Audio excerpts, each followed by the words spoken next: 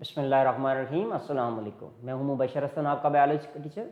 हम क्लास 9 के अंदर चैप्टर 9 को डिस्कस कर रहे थे, प्लांट्स रिप्रोडक्शन।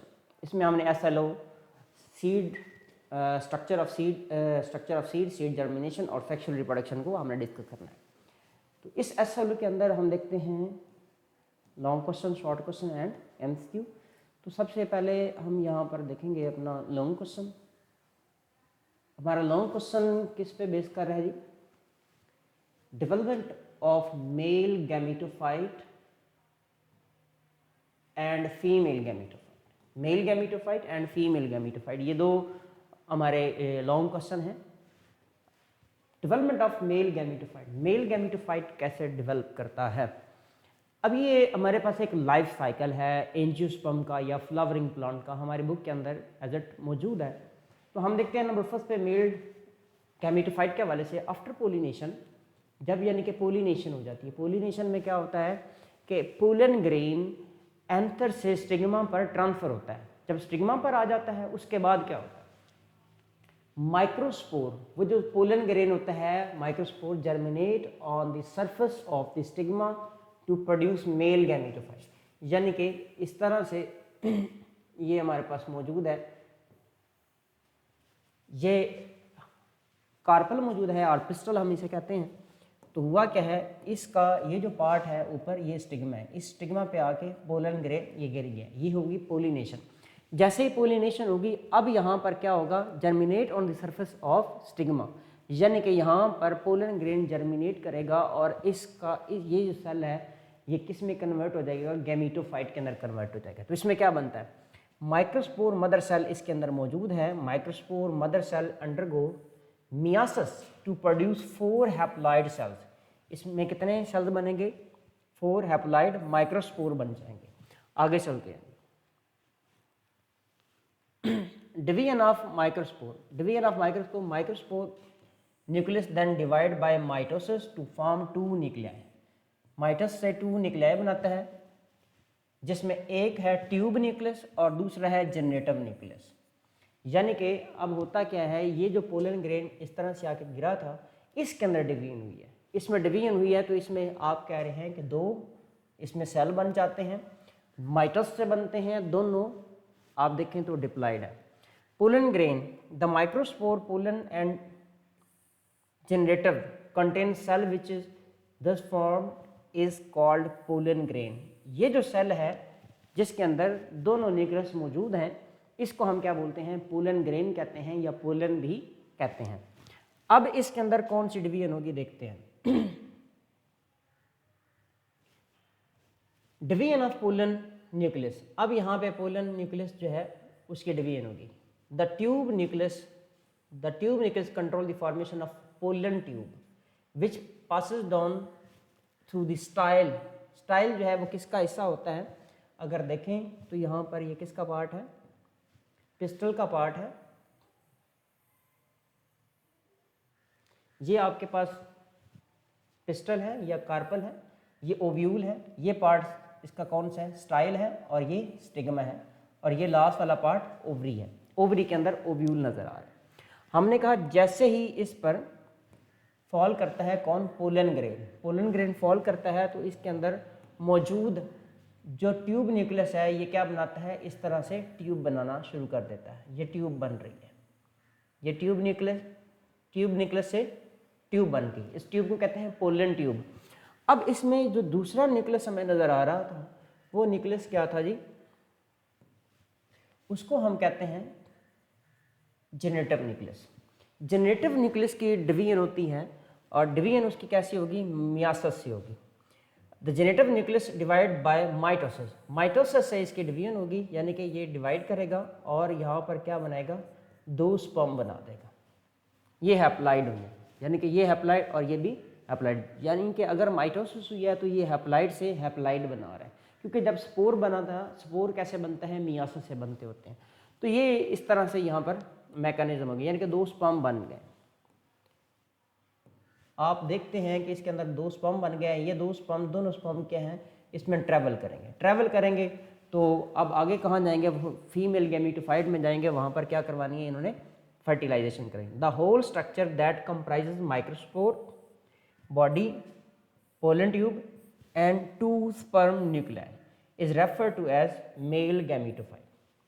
अब क्या होगा, यानी कि ये दोनों जो है स्पर्म और ये सारा जो स्ट्रक्चर मेल गैमीटोफाइट से डेवलप हुआ है, यानी कि माइक्रोस्पोर से डेवलप हुआ है, पोलन ग्रेन से डेवलप हुआ है, इसको हम क्या बोल रहे होते हैं, गैमीटोफाइट कहते होते हैं। अगेन से देखिएगा, this whole structure that comprise microspore body, pollen tube and 2 sperms. तो ये 3 स्ट्रक्चर इसमें आ जाते हैं, जिसमें माइक्रोस्पोर बॉडी, पोलन ट्यूब और 2 स्पर्म आ जाते हैं। इसको हम क्या बोल रहे होते हैं, मेल गैमीटोफाइट कहते हैं, मेल गैमीटोफाइट का नाम देते हैं। तो ये एक जनरेशन थी मेल गैमीटोफाइट के हवाले से। अब हम चलते हैं फीमेल गैमीटोफाइट के हवाले से। देखें फीमेल गैमीटोफाइट, फीमेल गैमीटोफाइट क्या है, द फीमेल गैमीटोफाइट और एम्ब्रियो सैक, फीमेल गैमीटोफाइट और एम्ब्रियो सैक, इसको एम्ब्रियो सैक भी कहते हैं, डेवलप फ्रॉम द मेगास्पोर। ये किससे बनेगी, megaspore, which is present inside the ovule, यानी कि ओव्यूल के अंदर है। जैसे कि हम अभी यहाँ पे बात कर रहे थे कि ये हमारे पास क्या है, एक पिस्टल है, ये ओव्यूल है।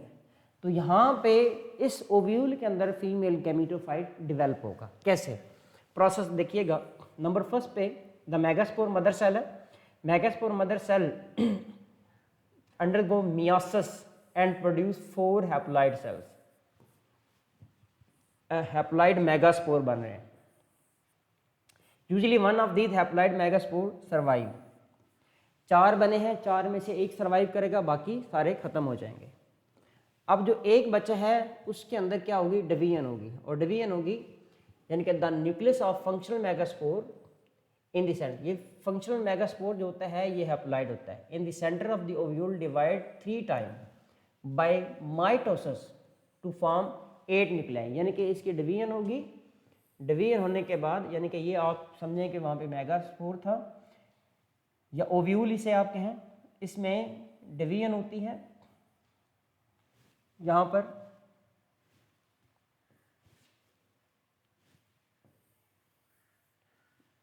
इस तरह से आप देखिएगा डिवीजन हुई है, ये 8 सेल बनेंगे, ये तीसरी डिवीजन,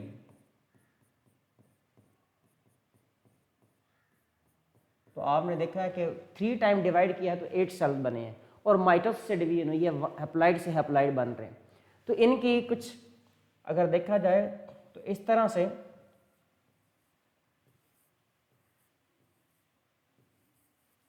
यहाँ पर ये जो सेल्स आपको नज़र आ रहे हैं, न्यूक्लियस नज़र आ रहे हैं, बेसिकली ये वो सेल्स हैं, और यहाँ पर ये आपके पास 8 सेल्स आ गए। मुख्तलिफ नाम है, हमने इनको पढ़ा था, ये एंटीपोडल है, ये यहाँ पे इनको हम क्या बोल रहे होते हैं, फ्यूजन न्यूक्लियस कहते हैं, और या पोलर न्यूक्लाई भी कहते हैं। यहाँ पर ये दोनों सिनर्जेड हैं और दरमियान में एक एग मौजूद है। ये मुख्तलिफ आपके पास मौजूद हैं, आपकी बुक में ये वाज़ेह तौर पे मौजूद है। नंबर फर्स्ट पे देखिएगा एंटीपोडल, 3 अदर न्यूक्लियाई। अच्छा, नंबर फर्स्ट पे एग देख लें, at this stage 3 nuclei out of 8 migrate at one end of the ovule, यानी कि माइग्रेट करते हैं और एक एंड पे आ जाते हैं। The central of one of them become egg, जो इसका दरमियान वाला है ये क्या बना देता है, एग बना देता है। अच्छा, 2 side ones are known as synergids, जो दोनों इसकी साइड्स पर मौजूद हैं इनको हम क्या बोलेंगे, सिनर्जेड, ये हेल्पिंग होते हैं। Antipodal, 3 other nuclei migrate at another pole, यानी कि 3 जो होते हैं वो बाकी दूसरे पोल पे चले जाते हैं, जिनको हमने क्या बोलना है, एंटीपोडल्स कहते हैं। फिर है polar nuclei, the remaining 2 daughter nuclei rest in the centre of the ovule, centre में होते हैं, यहाँ पर ये मौजूद है, इनको हम क्या बोल रहे होते हैं, पोलर न्यूक्लियाई भी कहते हैं। बाद में ये आपस में फ्यूज कर जाते हैं तो 2 से 1 बन जाता है, जो कि डिप्लॉइड हो जाता है, उसको हम क्या बोल रहे होते हैं, फ्यूजन न्यूक्लियस।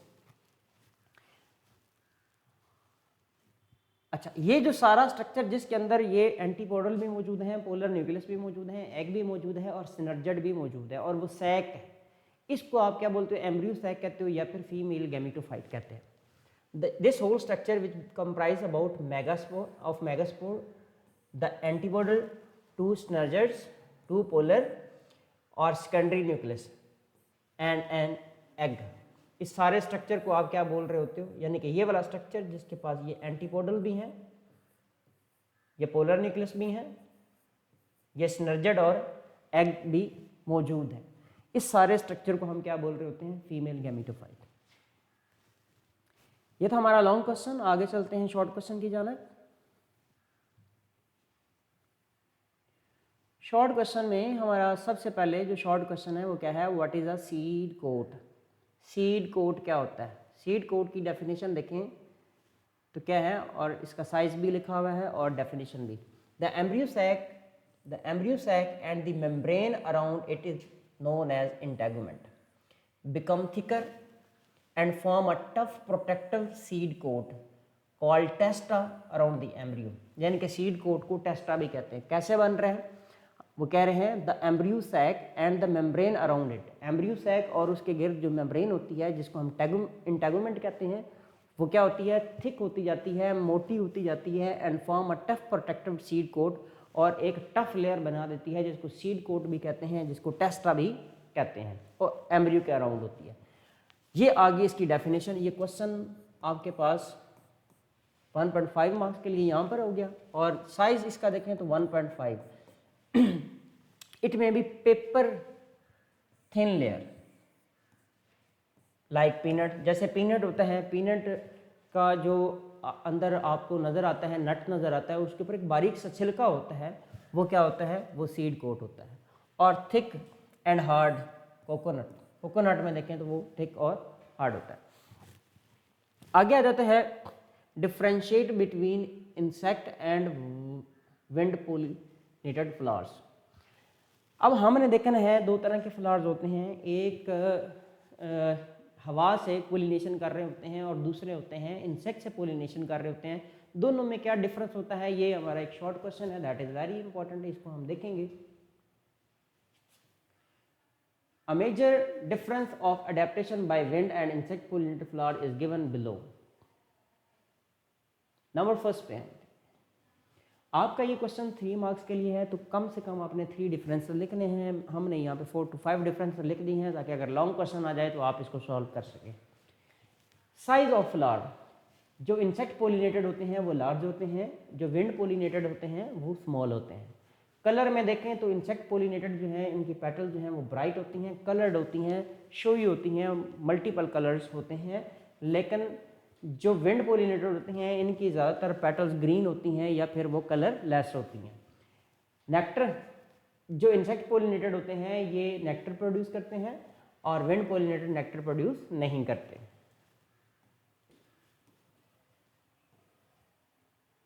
आगे देखें जी, insect pollinated flowers face upward, यहाँ पे flowers hand down for easy shaking, ताकि वो शेक करेंगे और उसके पोलन गिरेंगे और हवा के ज़रिए से दूसरे यानी कि फ्लावर या फिर दूसरे प्लांट के ऊपर गिर सकते हैं वो।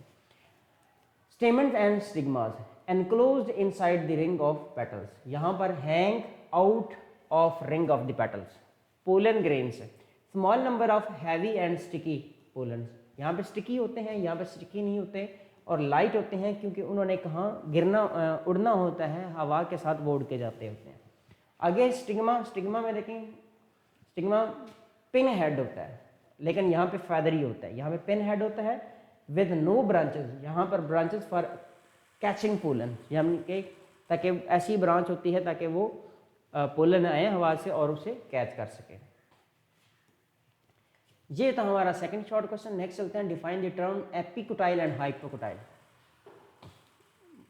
वेरी इंपॉर्टेंट टर्म्स, अगर रूब्रिक्स के हिसाब से देखें तो 1.5 इनके मार्क्स हैं।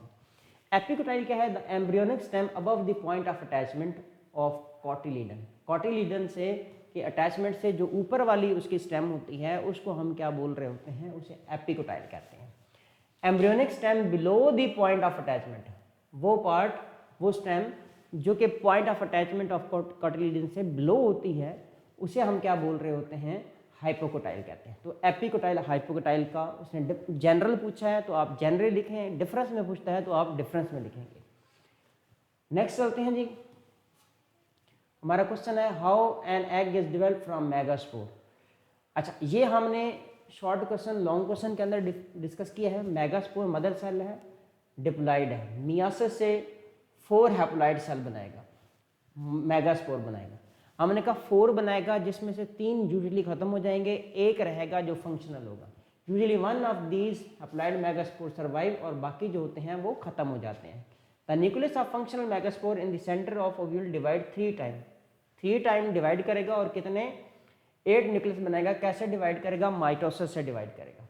Eight this stage 3 nuclei out of 8 migrate at one end of the ovule, the central one of them become egg while 2 sides are known as synergid। तो हमने इसके लिए ऑलरेडी बात की है, डिवीजन हुई तो 8 बने, ये एंटीपोडल आ गए, ये क्या है पोलर आ गए, ये सिनर्जिड है और ये एग के दरमियान में। तो इस तरह से हमने ऑलरेडी डिस्कशन की है।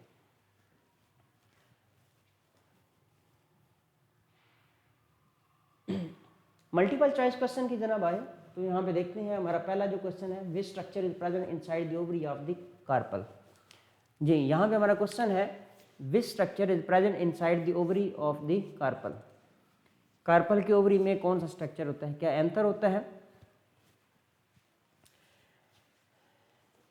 क्या एंथर होता है? एंथर किस पर है? स्टिग्मा पर होता है, यानी कि ये एंथर होता है और ये फिलामेंट है। ये एंथर है और नीचे ये फिलामेंट होता है।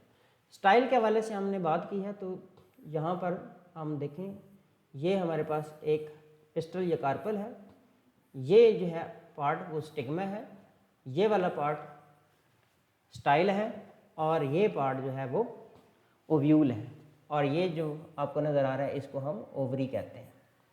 तो इस तरह से हमारा राइट आंसर क्या हो गया? ओव्यूल। दूसरा क्वेश्चन है the wall of ovary develop into. बड़ा इंपॉर्टेंट क्वेश्चन है जी। ओवरी है हमारे पास, देखें जी, हमने कहा ये क्या है? स्टिग्मा है, ये स्टाइल है, ये स्टाइल, ये स्टिग्मा, ये ओवरी और ये ओव्यूल। अच्छा, अब ओवरी और ओव्यूल दो अलग चीज़ें हैं। याद रखिएगा ओव्यूल से क्या बनता है? ओव्यूल से सीड बनता है, सीड कोड बनता है। ओवरी जो होती है ये क्या करती है? ये फ्रूट के अंदर कन्वर्ट हो जाती है। ये दो इंपॉर्टेंट क्वेश्चन यहाँ पर आ जाए। आगे चलते हैं जी। नेक्स्ट क्वेश्चन है हमारा, pollination means transfer of pollen grain from anther to stigma. बड़ी सिंपल सी एक स्टेटमेंट है, एज लाइन टू लाइन है, एक डेफिनेशन हमारी बुक के अंदर। एंथर टू स्टिग्मा, स्टाइल नहीं, तो यहाँ पे हमारा जो राइट आंसर है वो क्या है? वो स्टिग्मा है, स्टाइल, फिलामेंट और ओवरी नहीं है। The flower producing nectar are pollinated by, यानी कि नेक्टर किसको चाहिए होते हैं? ये नेक्टर चाहिए होता है, देखिए इंसेक्ट्स के लिए। इंसेक्ट्स को नेक्टर चाहिए होता है, वो नेक्टर को यूज़ करता है, वो उसकी फूड होती है। तो ये विंड के लिए नहीं होगा, वाटर के लिए भी नहीं होगा, इंसेक्ट्स के लिए यहाँ पे आंसर करेक्ट है। नन ऑफ दिस भी नहीं है। आगे चलते हैं। क्वेश्चन नंबर हमारा नेक्स्ट है, point of attachment of seed with the ovary wall. Point of attachment of seed with the ovary wall. अब देखेंगे यहाँ पर क्या है, ये आपके पास क्या है जी?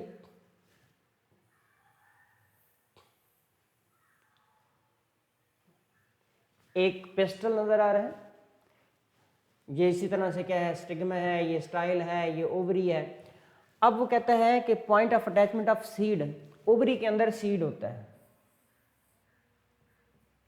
ये वो पॉइंट है जहां से सीड जो है वो अटैच हुआ है किसके साथ? ओवरी के साथ। इसको हम क्या बोलेंगे? सीड कोड तो इसका अपर होता है, एपिकोटाइल, हाइपोकोटाइल बाद में डेवलप होते हैं और यहाँ पे आंसर क्या है हमारा? हाइलम। अक्सर हमें सीड्स के एक साइड पर एक छोटा सा पोर, एक छोटी सी ओपनिंग नजर आती है। Basically that was point of attachment of seed with the ovary. तो ये थी हमारी वर्कशीट। इसके साथ हमारा सिलेबस जो है वो कंप्लीट होता है। हमने 32 लेक्चर के अंदर अपना कोर्स जो है वो कंप्लीट किया है। ये हमारा क्रैश कोर्स था। आपने हमारे चैनल को सब्सक्राइब करना है और हमारी वीडियोज़ को लाइक और कमेंट करना है। इसके बाद हमने पास पेपर की डिस्कशन आपसे डिस्कस करनी है, वर्कशीट के ऊपर कैसे लिखना है, ई शीट के ऊपर कैसे लिखना है, उसकी वर्कशीट आपको मिल जाएंगी और वो गूगल ड्राइव पर भी मौजूद होंगी। नेक्स्ट लेक्चर तक के लिए दे हमें इजाज़त। अल्लाह हाफ़िज़।